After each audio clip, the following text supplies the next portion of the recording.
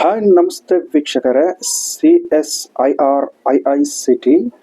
ಅಂದರೆ ಕೇಂದ್ರ ರಸ್ತೆ ಸಂಶೋಧನಾ ಕೇಂದ್ರ. ಇಲ್ಲಿ ಕೆಲವೊಂದಷ್ಟು ಹುದ್ದೆಗಳಿಗೆ ಇಲ್ಲಿ ಅರ್ಜಿಯನ್ನು ಆಹ್ವಾನಿಸಲಾಗಿದೆ.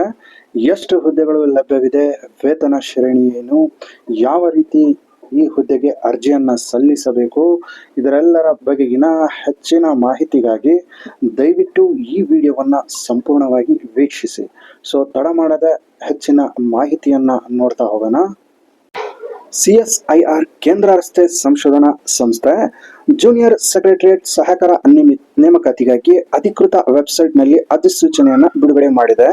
ಇಲ್ಲಿ ಒಟ್ಟು 15 ಹುದ್ದೆಗಳು ಲಭ್ಯವಿದ್ದು ಅರ್ಜಿಯನ್ನ ಸಲ್ಲಿಸಲು ಪ್ರಾರಂಭ ದಿನಾಂಕ ಬಂದು 31 ಜನವರಿ 2025 ಹಾಗೂ ಕೊನೆಯ ದಿನಾಂಕ ಬಂದು 3 ಮಾರ್ಚ್ 2025 ಆಗಿದೆ.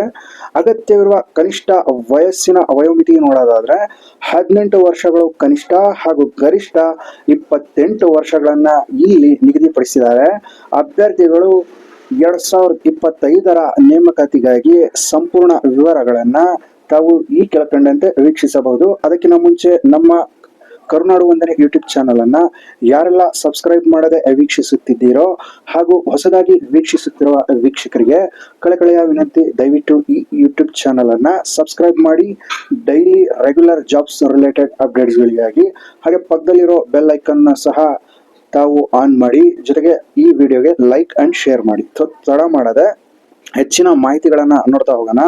ಇಲ್ಲಿ ಅಧಿಸೂಚನೆಯ ದಿನಾಂಕ ಬಂದು ಮೇಲೆ ತಿಳಿಸಿದ ಹಾಗೆ 31 ಜನವರಿ 2025 ಆಗಿದೆ. ಆನ್ಲೈನ್ ನಲ್ಲಿ ಅರ್ಜಿ ಸಲ್ಲಿಸಲು ಪ್ರಾರಂಭವಾಗಿದ್ದು ತಮಗೆ ಕೊನೆಯ ದಿನಾಂಕ ಆನ್ಲೈನ್ ನಲ್ಲಿ ಅರ್ಜಿ ಸಲ್ಲಿಸಲು 3 ಮಾರ್ಚ್ 2025 ಆಗಿದೆ. ಶುಲ್ಕ ಪಾವತಿಸಲು ಸಹ ಕೊನೆಯ ದಿನಾಂಕ ಬಂದು ಇಲ್ಲಿ 3 ಮಾರ್ಚ್ 2025 ಆಗಿದೆ. ಪರೀಕ್ಷಾ ದಿನಾಂಕವನ್ನ ಶೀಘ್ರದಲ್ಲೇ ತಿಳಿಸಲಾಗ್ತದೆ ಅಂತ ಇಲ್ಲಿ ತಿಳಿಸ್ತಾ ಇದ್ದಾರೆ. ಪ್ರವೇಶ ಪತ್ರವನ್ನು ಸಹ ಪರೀಕ್ಷೆಗೆ ಮುನ್ನ ತಮಗೆ ನೀಡಲಾಗುತ್ತದೆ ಅಂತ ಇಲ್ಲಿ ತಿಳಿಸ್ತಾ ಇದ್ದಾರೆ.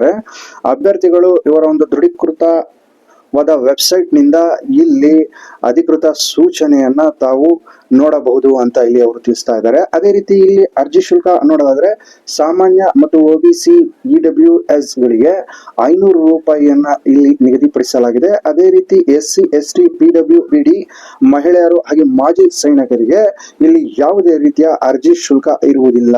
ಸೊ ಇಲ್ಲಿ ಆನ್ಲೈನ್ ಮುಖಾಂತರ ಅರ್ಜಿ ಸಲ್ಲಿಸಬೇಕಾಗಿದ್ದು ಅರ್ಜಿ ಶುಲ್ಕ ಸಹ ಪಾವತಿಸಲು ಕೆಲವೊಂದು ಮೋಡ್ಗಳನ್ನ ಇಲ್ಲಿ ತಿಳಿಸಿದ್ದಾರೆ.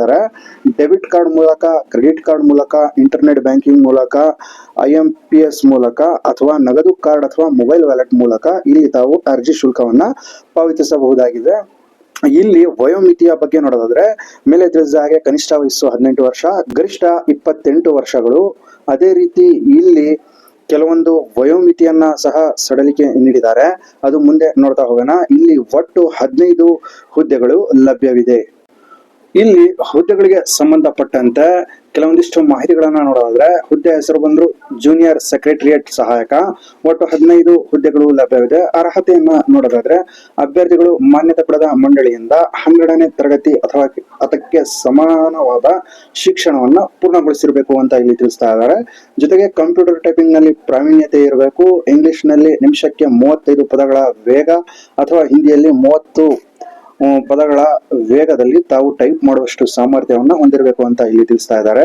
ಅದೇ ರೀತಿ ಜೂನಿಯರ್ ಸೆಕ್ರೆಟರಿಯೇಟ್ ಪರೀಕ್ಷಾ ಮಾದರಿ ಬಗ್ಗೆ ನೋಡೋದಾದ್ರೆ ಇಲ್ಲಿ ಪರೀಕ್ಷೆಯ ವಿವರಗಳನ್ನ ನೋಡೋದಾದ್ರೆ ಪರೀಕ್ಷಾ ಮೋಡ್ ಆಫ್ಲೈನ್ ನಲ್ಲಿ ಇರುತ್ತದೆ.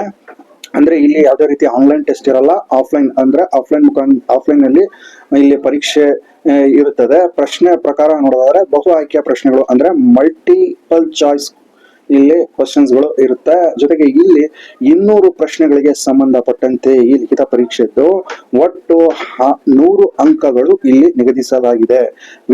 ಯಾವ ವಿಷಯಗಳಿಗೆ ಸಂಬಂಧಪಟ್ಟಂತೆ ಈ ಲಿಖಿತ ಪರೀಕ್ಷೆ ಸಂಬಂಧಪಟ್ಟಂತೆ ಇರುತ್ತೆ ಅನ್ನೋದನ್ನ ನೋಡಿದ್ರೆ ಮಾಸಿಕ ಸಾಮರ್ಥ್ಯ ಪರೀಕ್ಷೆ ಇರುತ್ತೆ, ಸಾಮಾನ್ಯ ಅರಿವು ಮತ್ತು ಇಂಗ್ಲಿಷ್ ಭಾಷೆ, ಅದೇ ರೀತಿ ಕಂಪ್ಯೂಟರ್ ಟೈಪಿಂಗ್ ಟೆಸ್ಟ್ ಸಹ ಇಲ್ಲೇ ಇರುತ್ತೆ. ಪರೀಕ್ಷಾ ಅವಧಿ ಬಂದು 2.5 ಗಂಟೆಗಳ ಕಾಲಾವಧಿಯನ್ನ ಅವರು ಇಲ್ಲಿ ನಿಮಗೆ ನೀಡಲಾಗ್ತದೆ. ಇಲ್ಲಿ ಕೆಲವೊಂದಿಷ್ಟು ಮಾಹಿತಿಗಳನ್ನ ನೋಡೋದಾದ್ರೆ ಇಲ್ಲಿ ಸರಿಯಾದ ಉತ್ತರಕ್ಕೆ 1 ಅಂಕವನ್ನ ಕೊಡಲಾಗುತ್ತದೆ. ಅದೇ ರೀತಿ ಇಲ್ಲಿ ತಮ್ಮ ಪ್ರತಿಯೊಂದು ತಪ್ಪು ಉತ್ತರಕ್ಕೆ 0.25 ಮಾರ್ಕ್ಸ್ ನ ಇಲ್ಲಿ ಕಡಿತಗೊಳಿಸಲಾಗ್ತದೆ.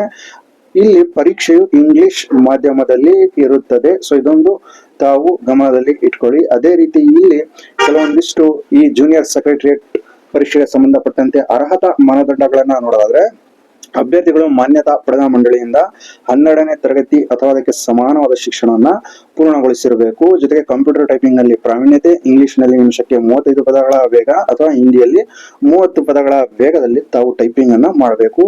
ಇದಿಷ್ಟು ಈ ಲಿಖಿತ ಪರೀಕ್ಷೆಗೆ ಸಂಬಂಧಪಟ್ಟಂತೆ ಹಾಗೂ ಟೆಸ್ಟ್ ನ ಸಂಬಂಧಪಟ್ಟಂತೆ ಮಾಹಿತಿಯಾಗಿತ್ತು. ಅದೇ ರೀತಿ ಇಲ್ಲಿ ಜೂನಿಯರ್ ಸೆಕ್ರೆಟರಿಯೇಟ್ ಆನ್ಲೈನ್ ಫಾರ್ಮ್ ಅನ್ನ ಯಾವ ರೀತಿ ಭರ್ತಿ ಮಾಡಬೇಕು ಅನ್ನೋದನ್ನ ಸಹ ಇಲ್ಲಿ ಅವರು ತಿಳಿಸಿದ್ದಾರೆ.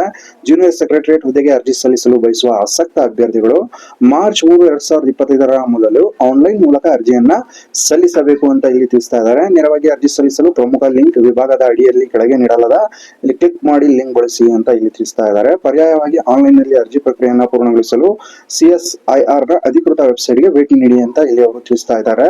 ಸೊ ಇಲ್ಲಿ ಕೆಲವೊಂದಿಷ್ಟು ದಾಖಲಾತಿಗಳ ಬಗ್ಗೆ ಅವರು ತಿಳಿಸ್ತಾ ಇದ್ದಾರೆ. ಯಾವ ದಾಖಲಾತಿಗಳು ತಮ್ಮಲ್ಲಿ ಇರಬೇಕು ಈ ಒಂದು ಹುದ್ದೆಗಳಿಗೆ ಅರ್ಜಿಯನ್ನ ಸಲ್ಲಿಸಬೇಕಕ್ಕೆ ಅನ್ನೋದನ್ನ ನೋಡೋದಾದ್ರೆ, ಇಲ್ಲಿ ಪಾಸ್ಪೋರ್ಟ್ ಸೈಜ್ ಫೋಟೋ ಬೇಕಾಗ್ತದೆ. ಜೊತೆಗೆ ಇಲ್ಲಿ ಸಹಿ ಅಂದ್ರೆ ಕಪ್ಪು ಅಥವಾ ನೀಲಿ ಪೆನ್ ಬಳಸಿ ಬಿಳಿ ಕಾಗದದ ಮೇಲೆ ಸ್ಪಷ್ಟ ಸಹಿ ಹಾಕಿರುವಂತ ಸ್ಕ್ಯಾನ್ ಮಾಡಿರುವಂತ ಒಂದು PDF ಫೈಲ್ ನ ಸಹ ತಾವು ಇಟ್ಕೋಬೇಕು. ಅದರ ಜೊತೆಗೆ ಶೈಕ್ಷಣಿಕ ಪ್ರಮಾಣಗಳ ಪತ್ರಗಳಾದ 12th ಪಾಸ್ ಆಗಿರುವುದಕ್ಕೆ ರಿಲೇಟೆಡ್ ಮಾರ್ಕ್ಸ್ ಕಾರ್ಡ್, ಅದೇ ರೀತಿ ಕಂಪ್ಯೂಟರ್ ಟೈಪಿಂಗ್ ನಲ್ಲಿ ಪ್ರಾವೀಣ್ಯತೆ, ಇಂಗ್ಲಿಷ್ ನಲ್ಲಿ ನಿಮಿಷಕ್ಕೆ 35 ಪದಗಳು ಹಾಗೂ ಹಿಂದಿಯಲ್ಲಿ 30 ಪದಗಳನ್ನ ತಾವು ಟೈಪ್ ಮಾಡುವಷ್ಟು ಸಾಮರ್ಥ್ಯ.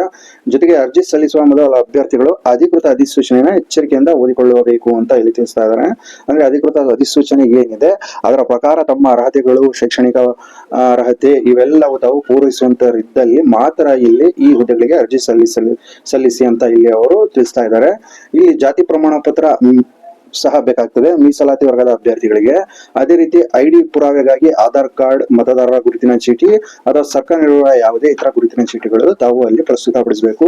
ನಿವಾಸದ ಪ್ರಮಾಣ ಪತ್ರ ಬೇರೆ ರಾಜ್ಯಗಳಲ್ಲಿ ಇದ್ದರೆ ಅದರ ಒಂದು ರಾಜ್ಯದ ತಾವು ನಿವಾಸ ಪ್ರಮಾಣ ಪತ್ರವನ್ನು ಕೊಡಬೇಕು. ಆದಾಯ ಪ್ರಮಾಣ ಪತ್ರ ಆರ್ಥಿಕವಾಗಿ ದುರ್ಬಲ ವಿಭಾಗ EWS ವರ್ಗದ ಅಡಿಯಲ್ಲಿ ಅರ್ಜಿ ಸಲ್ಲಿಸಲು ಅಭ್ಯರ್ಥಿಗಳಿಗೆ ಅಂತ ಇಲ್ಲಿ ತಿಳಿಸ್ತಾ ಇದ್ದಾರೆ. ಇತರ ಪ್ರಮಾಣ ಪತ್ರಗಳು ಅನ್ವಯವಾಗಿದ್ದರೆ ವಿಶೇಷ ವರ್ಗಗಳಿಗೆ PH ಮಾಜಿ ಸೈನಿಕರಂತಹ ಪ್ರಮಾಣ ಪತ್ರಗಳು ಅಂತ ಇಲ್ಲಿ ತಿಳಿಸ್ತಾ ಇದ್ದಾರೆ. ಇಲ್ಲಿ ಆಯ್ಕೆ ವಿಧಾನ ಯಾವ ರೀತಿ ಇರುತ್ತೆ ಅನ್ನೋದನ್ನ ಸಹ ಇಲ್ಲಿ ಅವರು ಉಲ್ಲೇಖವನ್ನ ಮಾಡಿದ್ದಾರೆ. ಲಿಖಿತ ಪರೀಕ್ಷೆ ಇರುತ್ತೆ, ವೈಯಕ್ತಿಕ ಸಂದರ್ಶನ ಇರುತ್ತೆ, ದಾಖಲೆ ಪರಿಶೀಲನೆ ಇರುತ್ತೆ, ಅಂತಿಮ ಮೆರಿಟ್ ಪಟ್ಟಿ ಆಧಾರದ ಮೇಲೆ ತಮಗೆ ಇಲ್ಲಿ ತಮ್ಮ ಹೆಸರನ್ನ ಇಲ್ಲಿ ಲಿಸ್ಟ್ ಅಲ್ಲಿ ನೀಡಲಾಗ್ತದೆ ಅಂತ ಇಲ್ಲಿ ಅವರು ತಿಳಿಸ್ತಾ ಇದ್ದಾರೆ. ಇದಿಷ್ಟು ಈ ಹುದ್ದೆಗಳಿಗೆ ಸಂಬಂಧಪಟ್ಟಂತೆ ಹೆಚ್ಚಿನ ಮಾಹಿತಿ ಆಗಿದೆ. ಇದೇ ರೀತಿ ಡೈಲಿ ನ್ಯೂಸ್ ರಿಲೇಟೆಡ್ ಜಾಬ್ಸ್ ಗಾಗಿ ದಯವಿಟ್ಟು ಈ ಯೂಟ್ಯೂಬ್ ಚಾನಲ್ ಅನ್ನ ಸಬ್ಸ್ಕ್ರೈಬ್ ಮಾಡಿ ಹಾಗೂ ನಿಮ್ಮ ಫ್ರೆಂಡ್ಸ್ ಅಂಡ್ ಫ್ಯಾಮಿಲಿಯಲ್ಲಿ ದಯವಿಟ್ಟು ಶೇರ್ ಮಾಡಿ. Thank you friends for watching.